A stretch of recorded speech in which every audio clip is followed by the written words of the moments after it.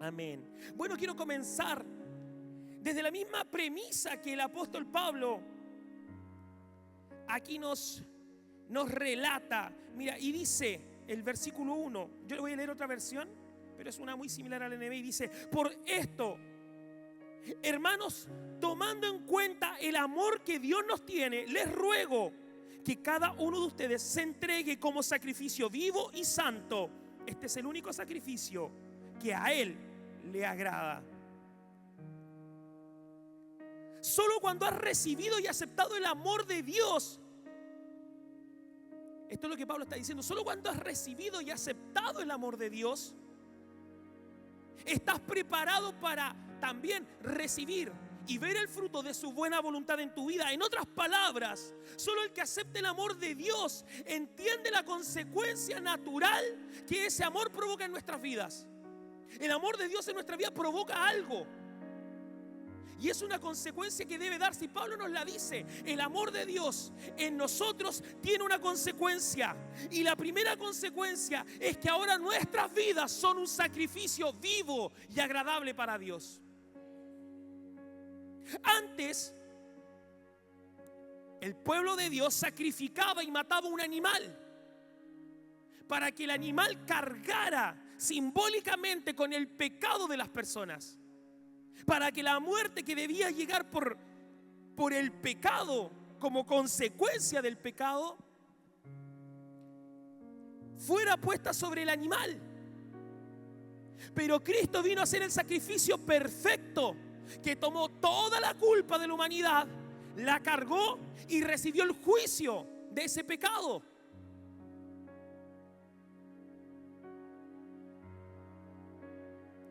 Pero Pablo nos dice que como consecuencia del amor hay un sacrificio que nosotros debemos entregar.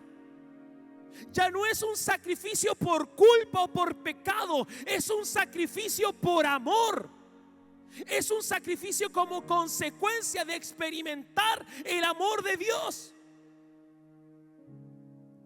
O sea, de que a pesar de que Dios nos ama, a pesar de que Dios ya se sacrificó una vez por nosotros, a pesar de que Dios nos redimió y que nos regaló la salvación, usted, Pastor Miguel, me está diciendo que tengo que sacrificarme igual. Absolutamente sí. ¿Y sabes qué? A pesar de lo duro, de lo malo, de lo difícil, de lo pesado, de lo incómodo incluso que pudiera ser un sacrificio, el sacrificio vivo es una buena noticia. Ser un sacrificio para Dios no es algo malo. ¿De qué me está hablando, pastor? Si sacrificio es morir, sacrificio es renuncia, sacrificio es perder.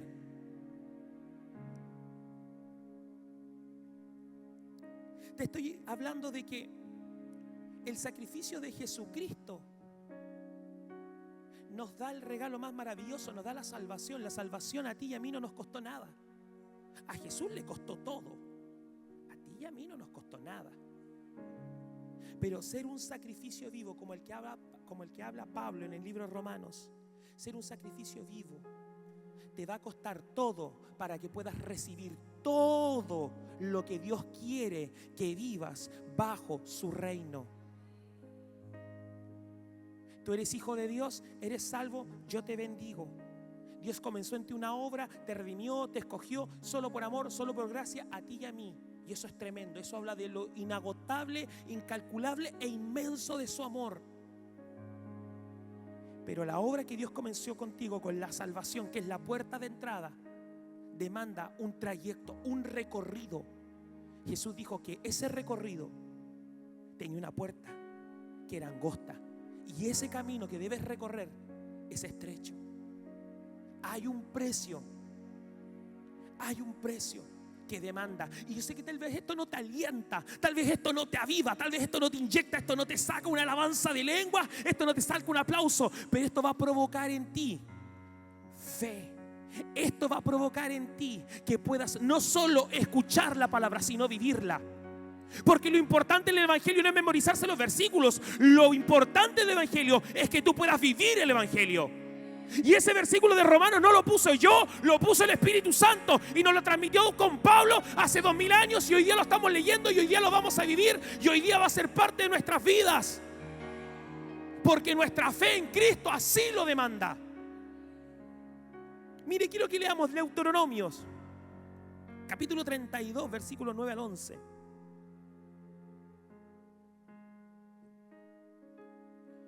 Dice: porque la porción del Señor es su pueblo Jacob, que es su herencia asignada. Lo halló en una tierra desolada, en la rugiente soledad del yermo. Lo protegió y lo cuidó. Lo guardó como a la niña de sus ojos, como a águila que agita el nido y revolotea sobre sus polluelos, que despliega su plumaje y lo lleva sobre sus alas. Aquí Deuteronomio está hablando del pueblo de Dios, pero también está hablando de ti y de mí. Dios nos tomó por su pueblo, somos su herencia. Nos halló cuando estábamos desolados, abatidos, abandonados. Nos encontró cuando estábamos solos, cuando estábamos débiles en la rugiente soledad del yermo, del páramo y del desierto. Y nos recogió y nos cuidó. Dice la Biblia, como la niña de sus ojos. Mira, esta canción no es tan aesthetic y es bastante antigua. Se cantaba cuando yo me entregué a Cristo. Imagínate lo antigua que es. Tal vez los más old school la van a conocer. Los millennials, los centennials, aprendan lo que es alabanza. Y me diste nombre. No me dejen solo. Yo soy tu niña. La niña de tus ojos, porque me amaste a mí. Ay, de nuevo, aquí salió bonita. Y me diste nombre. Yo soy tu niña, la niña de tus ojos. Ya, ojalá ahí. Pero mira, esa alabanza tan bonita está inspirada en este versículo. Y es una doble referencia.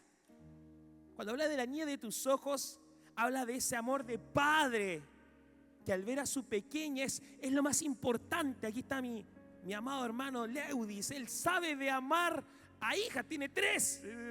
Dios te guarde y te bendiga y te fortalezca. Dios santo. Dios no pone mayores pruebas de las que podemos sobrevivir y Él es testigo y de eso. Te admiro. Pero él puede decir que sus hijas son las niñas de sus ojos, son lo más importante, son donde su mirada se centra, donde su atención se pone. Pero también habla de una parte física.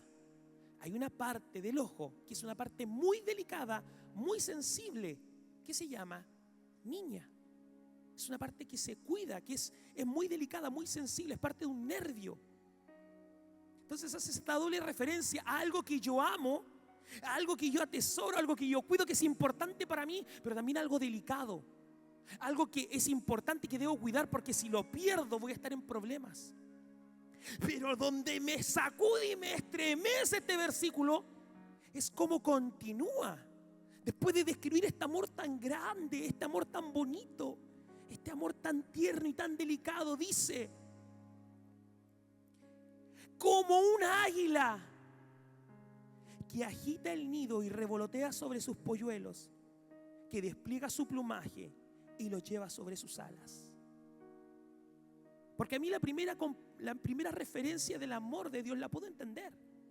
Me gusta, me encanta ser algo delicado, ser algo que Dios cuida, algo que Dios abraza, algo que Dios regalonea. ¡Wow! ¡Cuán amado me siento con esa descripción! Pero después leo esto y me estremezco y me da susto. Y siendo muy sincero, no me gusta mucho. Porque aquí está hablando, aunque Moisés lo describe de una manera muy, muy poética, está hablando de uno de los actos más sanguinarios que hay en la naturaleza. El águila agita el nido para destruir el nido. Cuando el águila agita el nido, está desarmando el nido. Las águilas, esta es una pequeña clase de National Geographic, pero nos va a llevar a entender de qué está hablando Moisés aquí. El águila forma su nido y usa como base espinas y ramas duras, incómodas, pero después las recubre con plumaje, las recubre con hierba, las recubre con a lo mejor algún vestigio de animalito por ahí, para que quede suavecito, blandito y cómodo. Y viene a ser un nido muy agradable. Pero cuando llega el tiempo de que los polluelos literalmente salgan del nido, la mamá águila llega y empieza a desarmar el nido. Y ese lugar tan lindo, tan cómodo, tan abrazable, tan espiritual, tan armónico, tan cómodo, oye, pero la presencia de Dios se siente maravilloso en ese nido. Yo en ese nido puedo cantar y me diste nombre. Wow. Yo en ese nido puedo cantar, yo soy tu niña, la niña de tus ojos, porque me amaste así con tanto amor, con tanta delicadeza. Pero la mamá águila viene y diabólicamente empieza a desarmar el nido. Y ya no hay pluma, ya no hay hierba, ya no hay algo cómodo, ya no hay nada donde apoyarse. Solo espinas que me atraviesan, que me incomodan. Solo espinas que me obligan a salir de mi lugar de comodidad, de protección y de resguardo.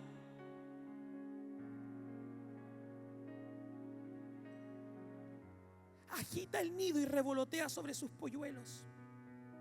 Cuando los polluelos quedan sobre las espinas, no les queda nada más que saltar al vacío. Cuando solo hay espinas, cuando solo hay incomodidad, cuando solo hay algo que te incomoda, que te empuja, que te obliga a salir, cuando solamente hay dureza, cuando solamente hay proceso, cuando solo hay trato, cuando solo hay disciplina, y se vuelve incómodo estar ahí en la zona cómoda de adoración y ministración, worship. Y te toca saltar al vacío. Dice que revolotea sobre sus polluelos. El águila, cuando ve que el polluelo va mal, que no está emprendiendo el vuelo, que no está agitando las alas, va y lo rescata. Y lo toma y lo empieza a levantar. ¡Oh, qué tremendo! No lo dejó morir.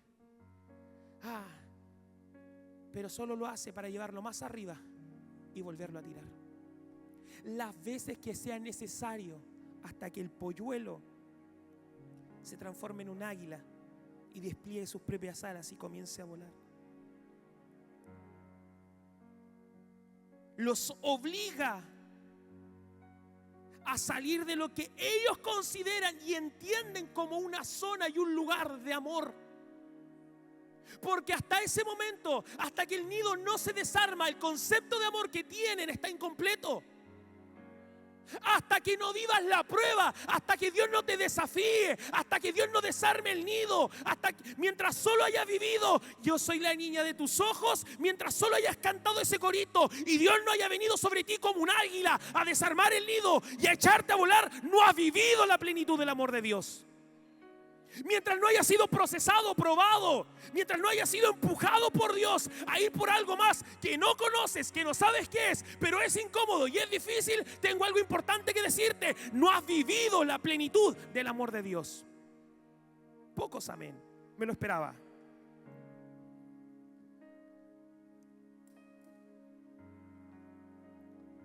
Es incómodo y es difícil porque el nido cómodo es lo único que hemos conocido.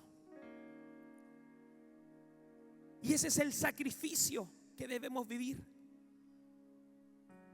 Pero ¿sabes qué es lo importante de esto? Que ese sacrificio que experimentamos al seguir a Dios en medio de un proceso doloroso, al seguir a Dios en medio de un proceso incómodo, es beneficioso para tu vida.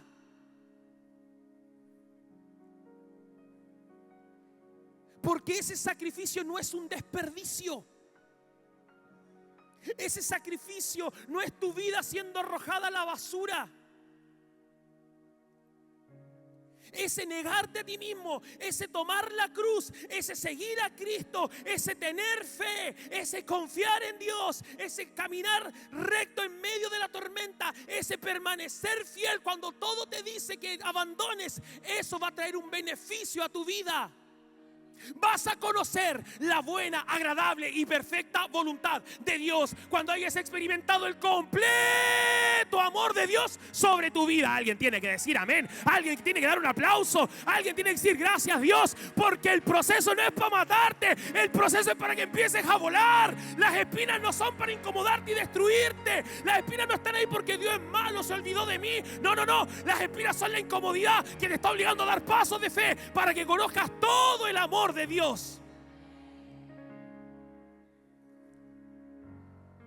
Ese choque de conceptos es difícil de asimilar. Cometemos el error de pensar que la expresión del amor de Dios solamente son apapachos, solamente son momentos de ministración en las que yo me siento que me elevo, en la que el tiempo se pierde, en que entro en el kairos de Dios. Y 10 minutos se transforman en 1 hora y no lo siento. Y solo lloro y me derramo delante de su presencia y siento gratitud por su amor. Esa es una porción del amor de Dios. Es una porción de una experiencia con Dios, pero no es la plenitud. Y Dios quiere que vivas la plenitud del amor. Su amor no es permisivo. El amor de Dios no es el amor que un pollito águila quiere. Un pollito águila quiere estar en el nido, cómodo ahí, blandito, que le traigan la comidita, estar tranquilito, feliz. No importa el clima, estoy en mi nido. No importa la temperatura, estoy en mi nido. No importa, nadie importa, yo estoy seguro y cómodo. Esto es todo lo que necesito, esto es todo lo que quiero. Pero el amor de Dios es más que eso.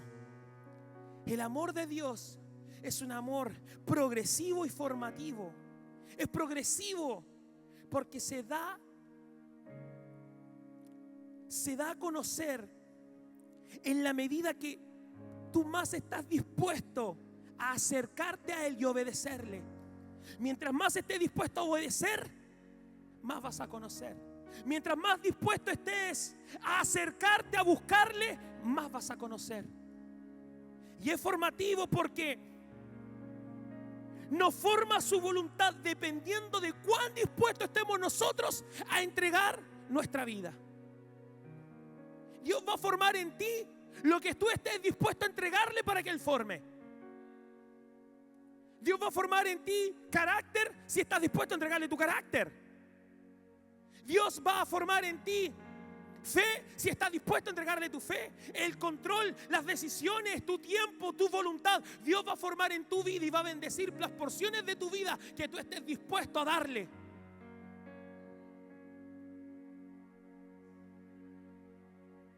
Mira,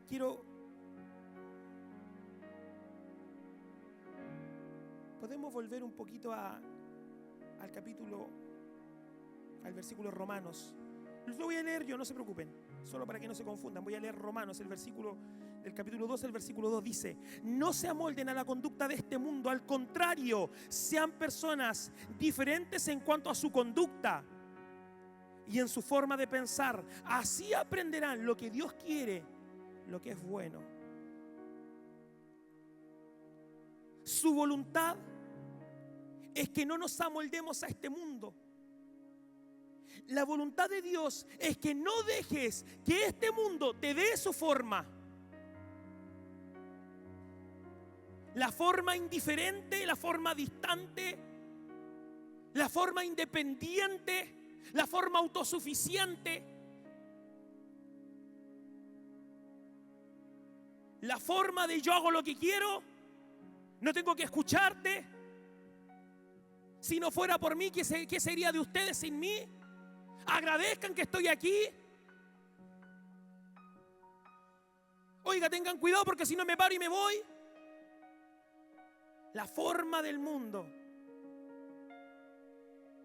Bueno, eso yo no lo he escuchado en esta iglesia. En otras iglesias pasa, en esta no. Yo estoy seguro. La forma del mundo. ¿Y qué te tengo que andar diciendo a ti? ¿Y qué tienes que saber tú? ¿Y por qué lo tengo que hacer así? la forma del mundo. Dios dice, no te dejes formar por el mundo. No dejes que el mundo te dé su forma. No dejes que el mundo moldee tu manera de pensar.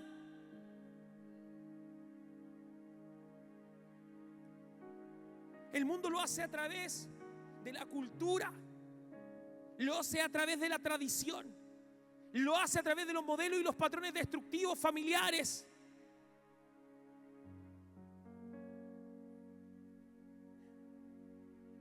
Y la voluntad de Dios nos dice la palabra en el versículo 2, no te dejes encasillar por el mundo. Y mira lo que dice el verso 3. Como mensajero por la bondad de Dios, les advierto que no se consideren mejores de lo que son. Valórense según el grado de fe que Dios les ha dado. Piensa de ti con cordura y no pienses de ti ni más ni menos de lo que eres. ¿Eres hijo de Dios? Amén. Dios te ama. Amén. ¿Eres escogido? Amén. ¿Eres apartado? Amén.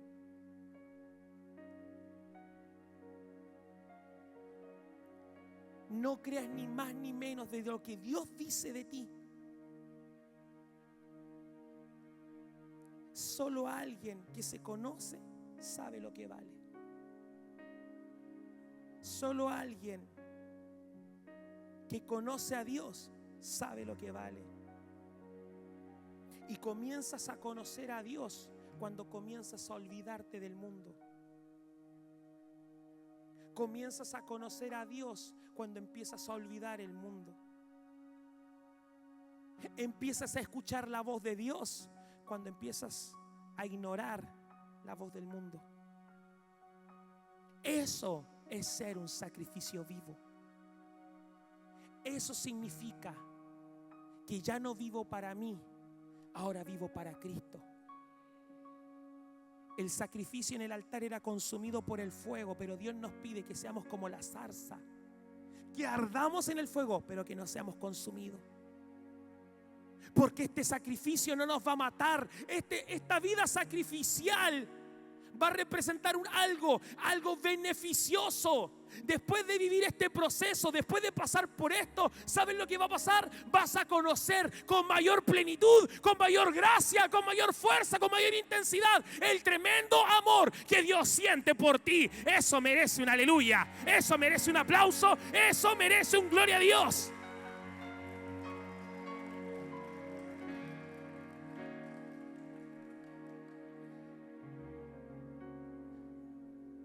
El amor de Dios es más de lo que esperamos. El amor de Dios es más de lo que esperamos. A lo mejor esperamos palabra profética, palabra de ciencia, sanidad. Esperamos restauración. Esperamos ser levantados, ser comisionados, ser enviados, ser usados, ser instrumentos, ministros tremendos. Pero el amor de Dios también es proceso. El amor de Dios también es el proceso en el que Él empieza a desarmar el nido de la comodidad y te pone en situaciones dolorosas para que tú te atrevas a dar pasos de fe.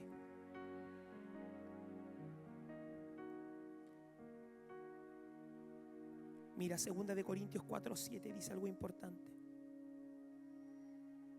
2 Corintios capítulo 4 versículo 7 dice: pero tenemos este tesoro en vasijas de barro para que se vea que tan sublime poder viene de Dios y no de nosotros. En otras versiones dice vaso de barro.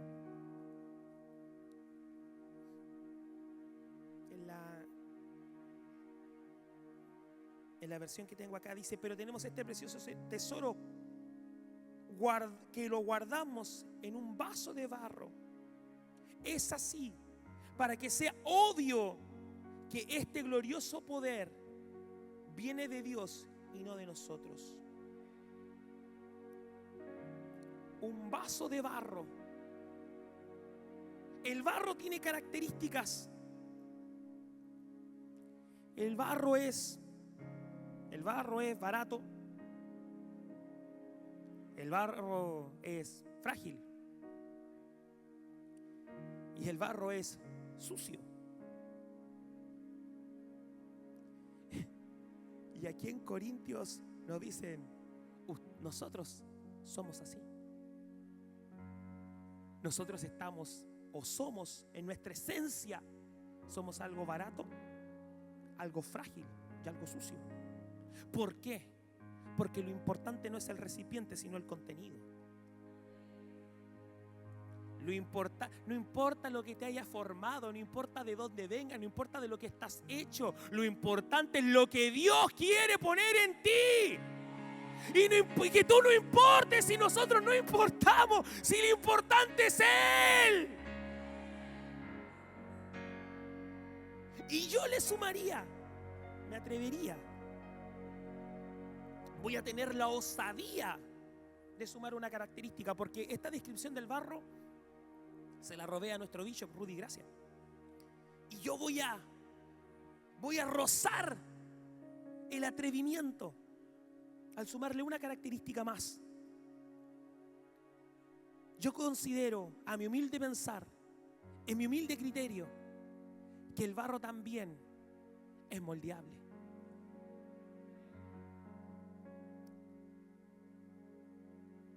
Si no aceptas la plenitud del amor de Dios, muchas gracias.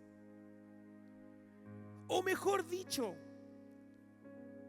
si le pones límites al amor de Dios, si le pones límites a lo que Dios te puede decir, si le pones límites a lo que Dios te puede ministrar, si le pones límites en cuanto a lo que Dios te puede reprender, si le pones límites a los temas que Dios puede tratar contigo, si le pones límites a lo que Dios quiere enseñarte, entonces tengo una noticia: no eres moldeable. Y si no eres moldeable, es fácil, no eres barro. Y si no eres barro, Dios no te puede tomar en sus manos para darte su forma y poner en ti el precioso tesoro que Él quiere guardar en tu vida.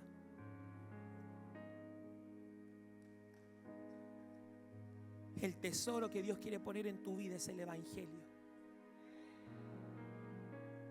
Es la palabra de Dios. Y Juan dice, en el principio, el Verbo era con Dios. Y el Verbo era Dios. El Verbo es Jesús. Cuando no te dejas moldear por Dios, cuando le pones límites a Dios, cuando rechazas el proceso incómodo de Dios, cuando rechazas ese amor de Dios que se siente doloroso, que se siente incómodo, cuando rechazas la mano de Dios dándote su forma, estás rechazando lo que Dios quiere poner de Él mismo en tu vida. Cuando rechazas el trato de Dios, rechazas el propósito de Dios. Y el propósito de Dios es que Jesucristo sea formado en ti y en mí.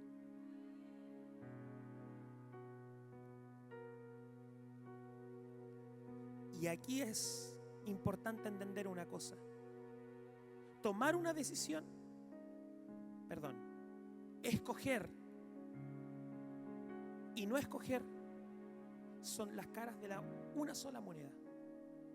Tú puedes decidir recibir a Dios. Tú puedes decidir ser formado por Dios. Tú puedes decidir que Dios te dé su forma. Tú puedes decidir recibir a Jesús. Pero si no escoges, si no decides, igual estás tomando una decisión. ¿Qué quiero decir con esto? Que tú puedes decirle, Señor, fórmame, Señor, moldéame. Pero si dices, Señor, no me formes, Señor, no me moldees, estás provocando lamentablemente la advertencia que Pablo nos deja en Romanos en el versículo 2. Dice, no se amolden al mundo, no se dejen formar por el mundo. O dejas que te forme Dios, o estás dejando que te forme el mundo. O te dejas formar por Dios, o te dejas formar por el diablo.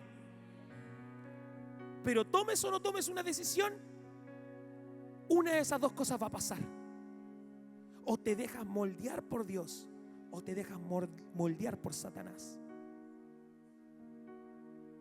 Jeremías capítulo 18.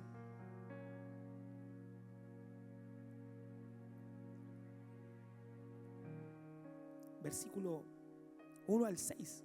1 al 6, ¿cierto? ¿Se los mandé completo? ¿Me confirman? Sí. Dice: esta es la palabra del Señor que vino a Jeremías. Baja ahora mismo a la casa del alfarero y allí te comunicaré un mensaje. Entonces bajé a la casa del alfarero y lo encontré trabajando en el torno. Pero la vasija que estaba moldeando se le deshizo en las manos. Así que volvió a hacer la otra vasija hasta que le pareció que le había quedado bien. En ese momento la palabra del Señor vino a mí y me dijo: pueblo de Israel, ¿acaso no puedo hacer con ustedes lo mismo que hace este alfarero con el barro? Afirma el Señor. Ustedes, pueblo de Israel, son en mis manos como el barro en las manos del alfarero. Deja el versículo ahí nomás. Dale un amén, dale un aplauso al Señor. Gracias. Mantén el versículo, mantén el versículo. Mantén el versículo. Mantén el versículo porque hay algo que quiero que dice. Y esta es la versión que quiero que leamos porque es importante. Aquí dice: César, ¿acaso no puedo hacer contigo lo mismo que hace este alfarero con el barro? Afirma el Señor tu Dios. Tú eres mi pueblo y eres en mis manos como el barro. Yuraima, Rodrigo, Isi, Ivonne, Cindy, Dani, Gabriel, Benjamín, Gregorio, Leudis, Soledad, Memphis. ¿Acaso no puedo hacer con tu vida como el alfarero? Mientras seas barro, Dios puede hacer. Mientras seas barro, Dios lo puede hacer. Mientras seas sucio, barato, frágil y moldeable, Dios puede hacer su voluntad en tu vida. No se trata de ser fuerte, se trata de ser moldeable. No se trata de ser talentoso, hábil, único, conocido, influyente. Se trata de estar dispuesto a ser moldeado en las manos del alfarero. ¡Wow! ¡Dale un aplauso! ¡Dale un aplauso!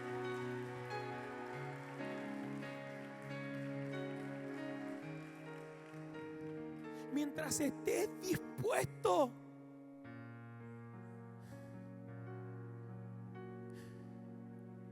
las manos del alfarero, el nido del águila son lo mismo.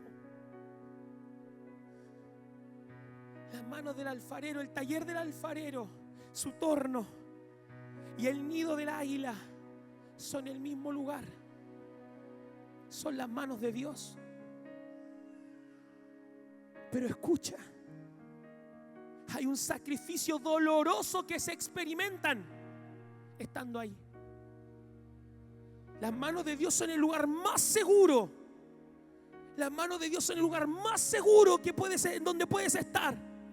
Pero también es un lugar donde vas a experimentar dolor.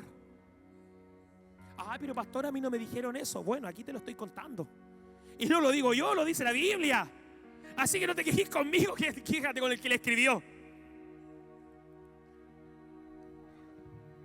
Vas a experimentar dolor en las manos de Dios. Y a lo mejor los que se suscribieron hace poco al Evangelio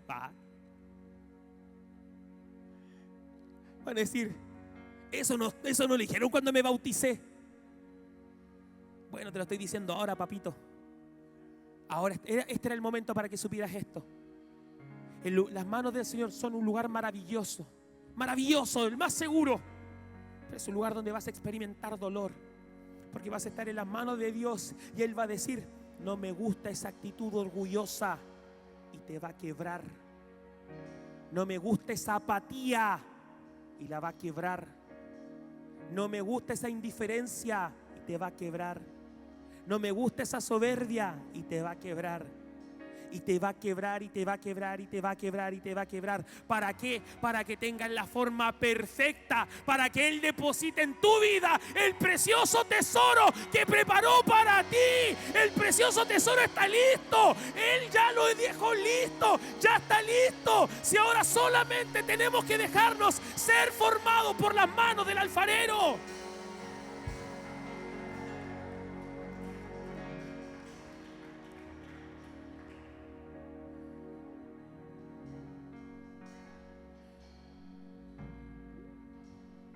Es un proceso doloroso. Tú puedes decir, pero ¿cómo Dios va a querer algo doloroso para mi vida? Eso es lo mismo que piensa el pollito águila. ¿Cómo mi mami provoca esto tan doloroso para mi vida? Es que Él quiere más. ¿Quiere verme sufrir más? No.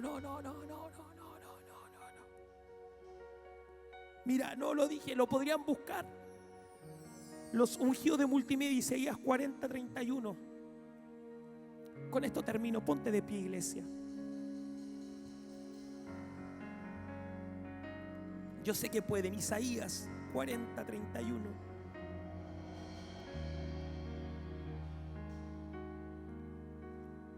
Ustedes pueden, muchachos.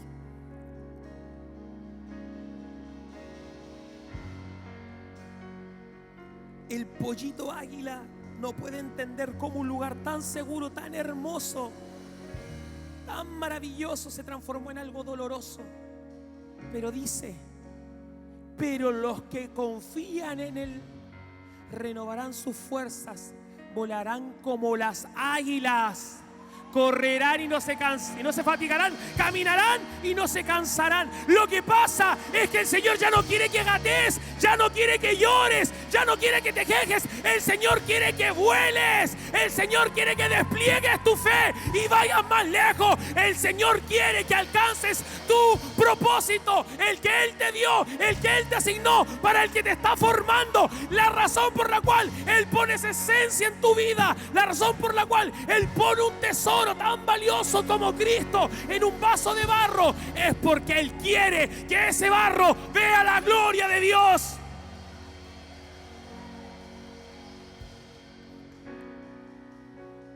¿Esto te va a costar?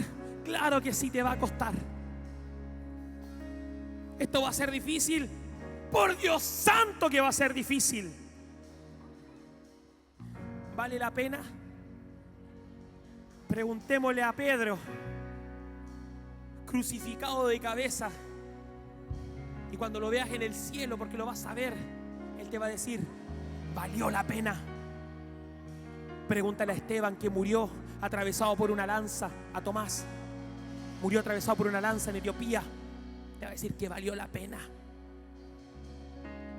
Pregúntales a los mártires, pregúntale a los que murieron en el circo romano, pregúntale a los que transformaron en antorchas para iluminar las calles de Roma, pregúntales y te van a decir lo mismo. Te van a decir, sí valió la pena, el proceso y el dolor valió la pena, porque a través de ese proceso doloroso, de esa incomodidad, yo pude conocer el pleno, completo, total, perfecto y absoluto amor de Dios sobre mi vida. Me tomó en sus manos, me cuidó y me formó, sacó lo que sobraba y puso todo lo que yo necesitaba.